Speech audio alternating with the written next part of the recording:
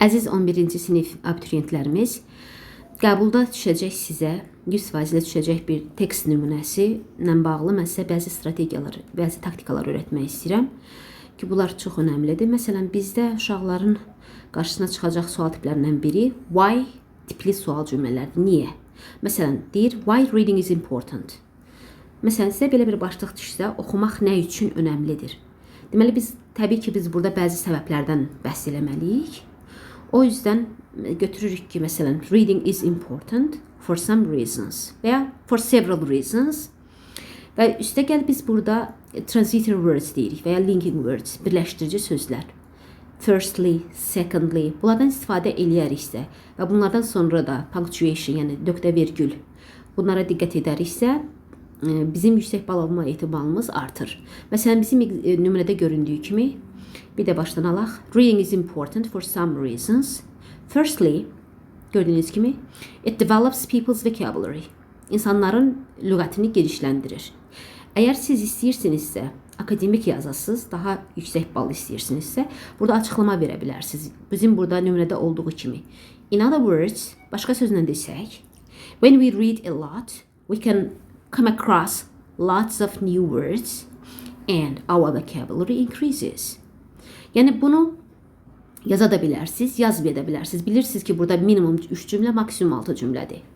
Və bundan sonra siz some reasons dediyiniz üçün, firstly dediyiniz üçün siz ikinci secondly demək zorunda hiss edirsiniz özünüzü. Çünki birinci demişdi, ikinci də deməliyik. Secondly, reading broadens our mindset.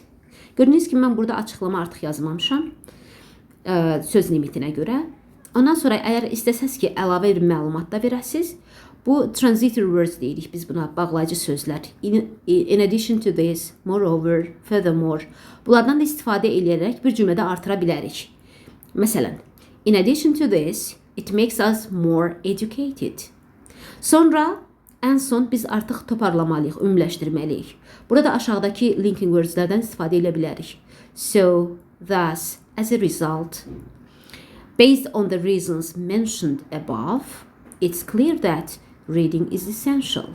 Bu bizim strukturumuzdur və mən burada gördüyünüz kimi iki nümunə qeyd eləmişəm. Birinci nümunə normal yazıdır ki, burada da yüksək qiymət alma ehtimalınız yüksəkdir. İkinci nümunə isə burada gördüyünüz kimi akademikdir. Gəlin indi bunlara baxaq, bunları analiz edək. Reading is important for some reasons. Firstly, it develops people's word stock. Secondly, it broadens our mindset. In addition to this, it makes us more educated than others. So, according to the above mentioned reasons, reading is really essential. Gördüyünüz kimi biz burada axırıncı cümlə, ümumiləşdirmə cümləsində biz important sözünü essentialdan əvəz eləmişik.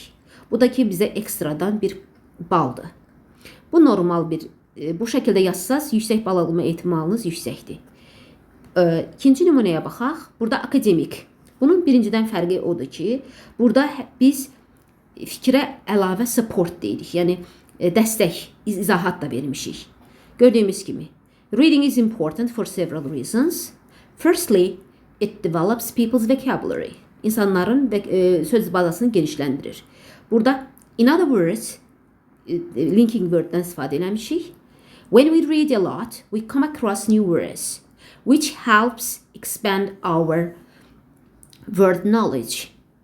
Secondly, ikincisi, reading broadens our mindset. Bu bizim dünya görüşümüzü genişləndirir. We start reading things from different perspectives. We start seeing things from different perspectives. Biz müxtəlif perspektivlərdən artıq baxmağa başlayırıq. Bizdə əlavə olaraq da, in addition to this, reading makes us more knowledgeable than others. Sonra toparlayırıq. Based on the reasons mentioned above, it is clear that reading is essential. Gördüyünüz kimi bu son variant daha akademikdir. Sizin istəyinizə olaraq, uyğun olaraq istədiyiniz variantı seçə bilərsiniz. Amma zaman limitinə görə birinci nümunəndə götürsəz, ümidvaram ki, sizin tam bal ala biləcəksiniz. Videomuzu like eləməyiniz və paylaşmağınızı rica edirik.